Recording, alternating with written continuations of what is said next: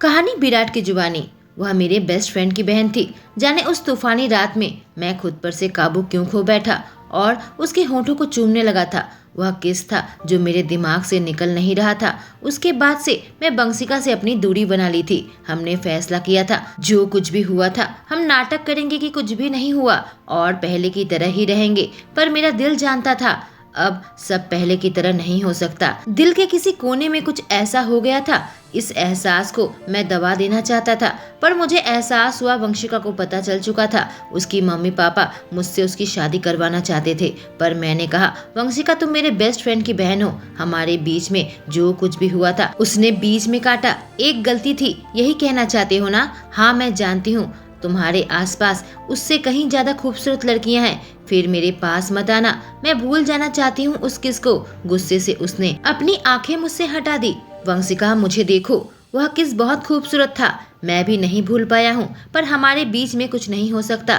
क्या सच में? कहकर उसने हमारे बीच की दूरियां मिटा दी। मेरी नजर उसके होठों पर टिक गई थी। मैं अपनी उंगली उसके गालों में चलाने लगा और वह मुझे देखने लगी। हमारी नजरें आपस में लॉक हो गई थी। उसकी आंखें कितनी खूबसूरत है। ऐसा लगा मैं उसे जिंदगी भर देख सकता हूँ। मैं गहरी सांस ली और फिर कांपते हुए अपनी सांस छोड़ी। मैं अंदर से बेहद घबराया हुआ था। ऐसा लग रहा था कि किसी भी वक्त फट सकता हूँ। मैंने उसके गालों को पकड़ लिया और धीरे धीरे दूरियां मिटाने लगा। अपने सर को हल्का सा टेढ़ा कर दिया। मेरे आसपास की दुनिया ऐसा लगा जैसे थम गई हो। मुझे पता था कि इसका परिणाम क्या होने वाला है। मैं पीछे नहीं हट पाऊंगा। मेरे होंठ उसके होंठों को हल्का सा छुआ। यह इतना नरम था कि उसके होंठ कांप रहे थे। उसका स्वाद बिल्कुल स्वर्ग जैसा था। मैंने अपने हाथ उसके कमर पर रखकर उसे अपने करीब खींचा, दोबारा से किस किया और वह भी उसका जवाब देने लगी। वह धीरे धीरे इसका जवाब दे रही थी। अपने हाथों को मेरे गर्दन पर लपेट लिया था। जंगली फूल की खुशबू बिल्कुल किसी नशे की तरह थी और मैं इस किस में पूरी तरीके से डूबने लगा था। फिर से मैं गरजने लगा। इससे पहले कि मुझे पता चलता मैं ऐसे किस करने लगा जैसे कि वह आखिरी सांस हो जो मैं लेना चाहता था। जब अपने आप को संपूर्ण महसूस करने लगा। लड़कियों के प्रति कभी मेरा कोई जज्बात नहीं थे। अपने काम पर ही ध्यान देता था। कभी किसी के साथ किसी बंधन में नहीं बंधा था। पर यह लड़की वैसी नहीं थी कि उसके साथ सिर्फ मैं खिलवाड़ करता। यह जैक की बहन थी, मेरे पड़ोसी, मुझसे 3 साल छोटी, जिसकी मैं हिफाजत करना चाहता था। मेरा दिल फटने को हुआ जब मैं उसे दीवार की ओर धक्का दिया। शिट, मैं कोसने लगा। मैं नहीं चाहता था कि हम दोनों टूट जाए। मैं अपने आप को उससे दूर किया, पर उसने ऐसा करने से मुझे रोक लिया। विराट, उसकी आवाज कांप रही थी। उसकी भी ठीक वैसे ही जरूरत थी। अब भी मेरे कंधे को पकड़ी हुई थी। उसके बाद मैंने उसके पैरों को उठाया और उसके कमर के आसपास मोड़ लिया। कठोर तरीके से चूम रहा था और वह मेरे बाहों में कांप रही थी। मैं कुछ नहीं कर सकता था। मुझे उसका स्वाद चाहिए था। उसे थामे रखना चाहता था, महसूस करना चाहता था जो उसकी जरूरत थी। हमारी यह किस किसी जंगली और अटूट बन गया था। ऐसे चूम रहा था जैसे मैं मर रहा हूँ। रुकना नहीं चाहता था। मेरा दिल उसके लिए चीख रहा था। वह मुझे पागल बना रही थी। हम दोनों एक दूसरे को ऐसे चूम रहे थे जैसे अब किसी चीज से फर्क नहीं पड़ता, जैसे कोई कल नहीं है। अब मैं पीछे नहीं हट सकता था। वंशिका हमारे बीच की सारी दीवार को तोड़ दी थी जो मैं अपने आसपास तैयार किया था। मुझे परवाह नहीं कि यह मेरे बेस्ट फ्रेंड की बहन है, क्योंकि वह मेरे बाहों में थी। उस किस के बाद मैं वंशिका से अपनी दूरी बना ली थी। मैं एक ऐसे असमंजस में फंस गया था। एक तरफ मेरा दोस्त था जैक, जिसके साथ मैं रिश्ता खराब नहीं करना चाहता था। एक तरफ थी उसकी बहन वंशिका, जिसके प्रति मैं कमजोर होने लगा था। मैं जानता था मैं उससे मिलूंगा तो हमारे बीच में कुछ भी पहले जैसा नहीं रहेगा। यह पहली बार नहीं, यह दूसरी बार थी जब मैं उसे चूमा था। शायद मुझे रुक जाना चाहिए था, पर मैं खुद को रोक नहीं पाया। आखिर यह मुझे क्या हो रहा था, मैं खुद भी समझ नहीं पा रहा था। मुझे खुद पर ही गुस्सा आता था। इसी वजह से मैंने उससे शादी के लिए भी ना किया था। जब उसकी माँ हमारे पास रिश्ता लेकर आई थी, वह बस एक बिजनेस डील करना चाहती थी जो कि मैं नहीं चाहता था। पर उसके बिना एक एक दिन काटना मेरे लिए मुश्किल हो रहा था। रात रात भर बेचैन रहता, कई बार फ़ोन उठाता, मन करता उससे बात करूं, लेकिन फिर मन मार कर रह जाता था। मैं जानता हूं मेरे डैड मुझे क्या चाहते हैं। मैं डैड के बिजनेस का उत्तराधिकार हूं, क्योंकि मैं घर पर सबसे बड़ा हूं।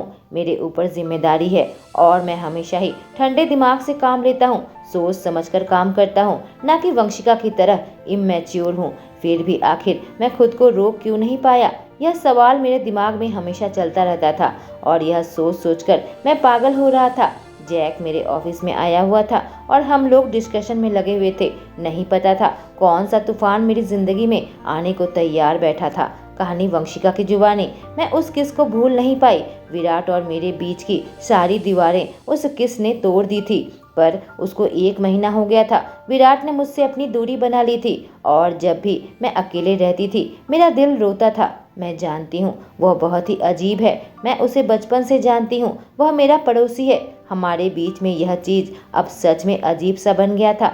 उस किस के बाद न उसने मुझसे बात की और न मैंने, पर हम जानते थे हमारे बीच में कुछ बदल चुका था। मैंने अपने आप को काम में डुबा लिया था। जो प्रपोजल मैंने अपने बिजनेस के लिए रखा था, जैक उसमें मेरा सपोर्ट कर रहा था। मुझे यकीन है मेरे भाई को जरूर विराट ने ही बात करी होगी। मैं कुछ फाइल पर काम कर रही थी, अचानक से दरवाजा खुला और मेरे मम्मी पापा सामने आ गए। एक पल को मेरा दिल धक से रह गया था। कंफ्यूज्ड होकर मैं उन्हें देखी। मेरी माँ ने कहा, बेटी माफ करना, हमें काम के बीच में आना पड़ा क्योंकि बात बहुत जरूरी है। मैंने अपनी भौं ऊंची की। मेरी कुछ भी समझ में नहीं आ रहा था। मैंने पूछा, क्या बात है माँ? उन्होंने गहरी सांस ली, फिर कहा, तुम्हारा रिश्ता तय हो गया है। लड़के वालों ने हाँ कर दी है। यह बात सुनकर मुझे ऐसा लगा किसी ने मेरे मुंह पर एक घूंसा मारा हो। मेरी माँ ने मुझसे बात किए बिना ही मेरा रिश्ता तय कर दिया। यह कौन सी सदी चल रही है? जब से यहाँ आई हूँ, क्या पहनना है, क्या खाना है, यह सब चीज मेरी माँ अपनी चलाती है। मेरा भाई अपने पेंट हाउस में रहता है और मैं अभी इन्हीं के साथ फंसी हुई हूँ। आप क्या कह रहे हैं? ऐसे आप कैसे मेरी शादी तय कर सकती हैं? मैं फिलहाल अपने करियर में ध्यान देना चाहती हूँ, मैंने कहा।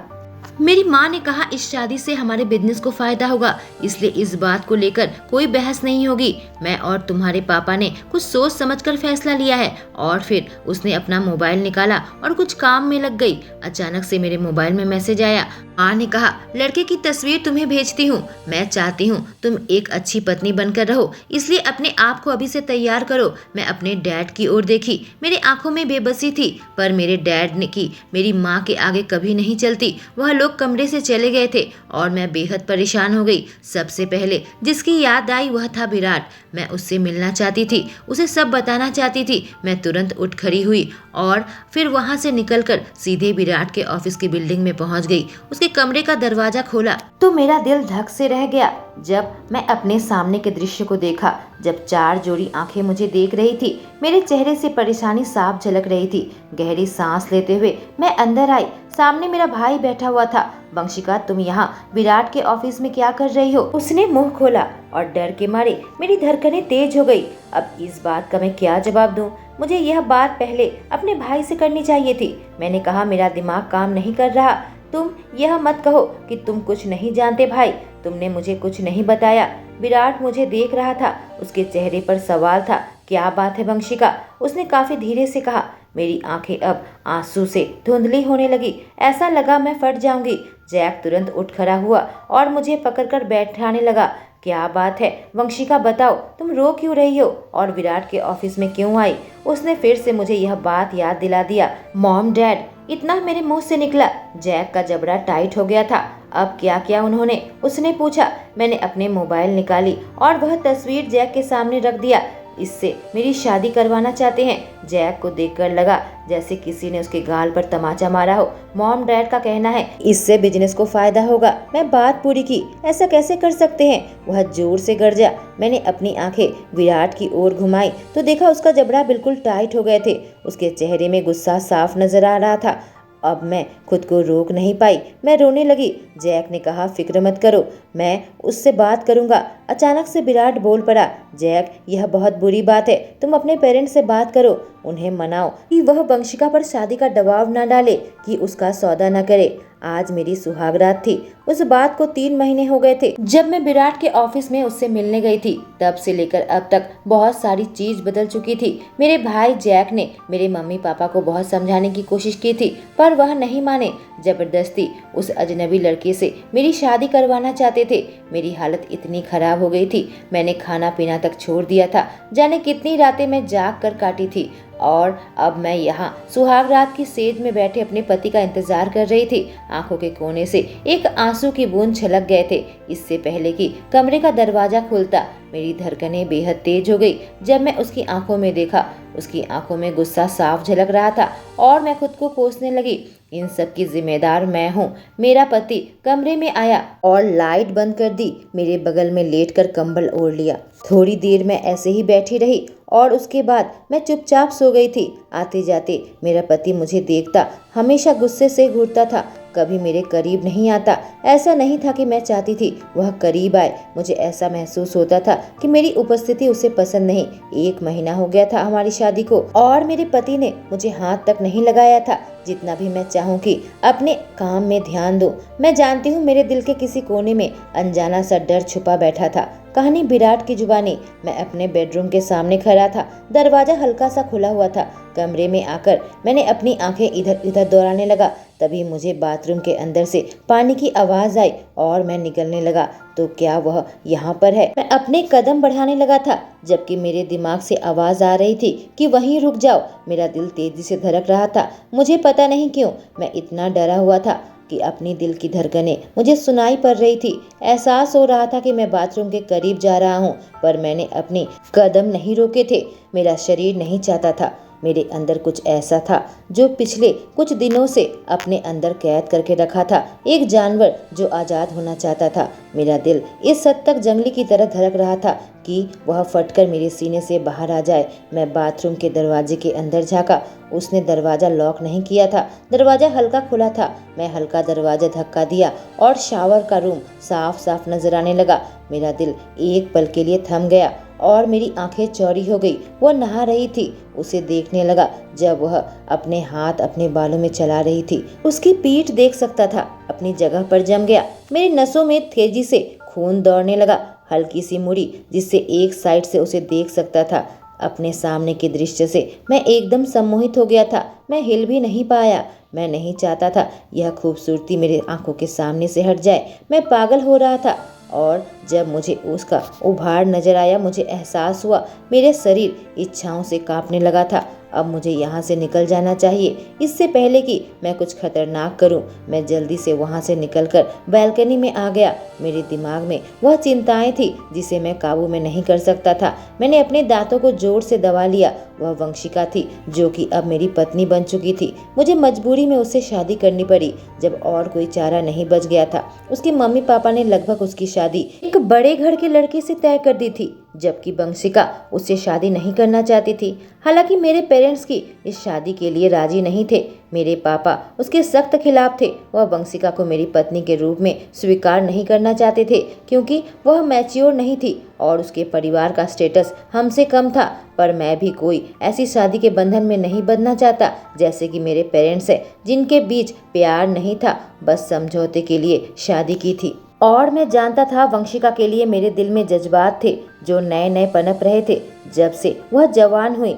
बस वह मेरे बेस्ट फ्रेंड की बहन थी, इसलिए मैं खुद को उससे दूर रखता था, लेकिन उसको इतना टूटा हुआ नहीं देख पाया। रात रात भर सो नहीं पाती थी। आखिरकार मैं जैक के सामने यह प्रस्ताव रखा था। बहुत ही विरोध और मतभेद की शादी हुई थी। उसकी माँ लॉरेंस की जबरदस्ती, मेरे डैड का विरोध, इन सब में खिचड़ी पकी हुई थी और मैं खुद को उससे दूर कर लिया था। यह कहना गलत होगा कि उसकी उपस्थिति मुझ पर असर नहीं डालती थी। मैं हर रात करवटें बदलता जब वह मेरे पास बिस्तर में सोई होती थी। हम दोनों की जिंदगी आपस में उलझ चुकी थी। हमने यही तय किया था कि मैं उसकी हिफाजत करूंगा। मैंने जैक से वादा किया था उसके साथ ऐसी कोई हरकत नहीं करूंगा। वह मेरे साथ सुरक्षित थी। वंशिका मेरे साथ काम करने लगी। फिलहाल मेरा एक गुनाह चाहता था उसे अपने बाहों में लेकर महसूस करूं, खूबसूरत त्वचा को चूमूं। अपने दिमाग के ख्यालों को रोक नहीं पा रहा था। जब मुझे बाथरूम का दरवाजा खोलने की आवाज आई, मैंने गहरी सांस ली और सीधे कमरे में आया। जब मैं कमरे में कदम रखा, अपने सामने के दृश्य को देखकर एक पल के लिए जम गया। मेरे कदम अपने आप उसकी ओर बढ़ने लगे थे, जबकि मुझे याद नहीं मैंने उसे हिलाए थे। मुझे अच्छे से एहसास था कि वह बिल्कुल नग्न थी, बस एक टॉवेल लपेट रखा था। उसने अपने हाथ से पकड़ा हुआ था। वह मेरी ओर देखने लगी, निगलने लगी और मुझे लगा मेरी सांस अटक गई हो। ठीक उसके सामने आकर खड़ा हो गया। क्यों? मैंने पूछा। वह अपनी जगह पर जम गई, जैसे कि मेरा सवाल समझ नहीं पाई हो। जो इच्छाएं मेरे अंदर जल रही थी, उसे अपने करीब खींचूं और उसके गुलाबी होठों को फिर से महसूस कर सकूं। जो लड़की मेरे सामने खड़ी थी, मुझे उसकी हिफाजत करनी थी। मैं जानता हूँ इस शादी में उसकी मर्जी शामिल नहीं थी। मैं जैक से किया वादा याद करने लगा कि उसकी बहन की हिफाजत करूंगा। एक मजबूत जंजीर से मैं जकड़ा हुआ था।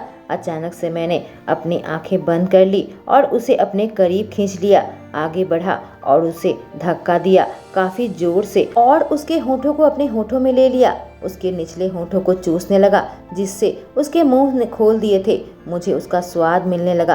कहानी वंशिका की जुबानी। मैं पूरे दिल के साथ उसे चूम रही थी। मुझे ऐसा लगा कि मेरा सीना फटने को है। जो जज्बात मेरे अंदर बन रहे थे, उसके होंठ मेरे होंठों पर कितने सही लग रहे थे। मैं सिसकी लेने लगी जब उसने किस को और गहरी कर दी। मैं उसके सामने कमजोर पड़ने लगी। मेरा दिल उसे चाहता था। मुझे एहसास होता था कि वह इस शादी से घुट रहा है। शायद उसने शादी के लिए अपने होने वाली पत्नी के रूप में कोई छवि बना रखी होगी, पर बस मुझे बचाने के लिए वह मेरे साथ इस रिश्ते में बंध गया था। जानती हूँ वह भूल नहीं सकता कि मैं उसकी बेस्ट फ्रेंड की बहन हूँ, पर फिलहाल उसकी बाहों में कितना सही लग रहा था। विराट, मेरे मुंह से निकला। वह झुंझलाहट में लगा। मुझे माफ करना, मैं फुसफुसाई।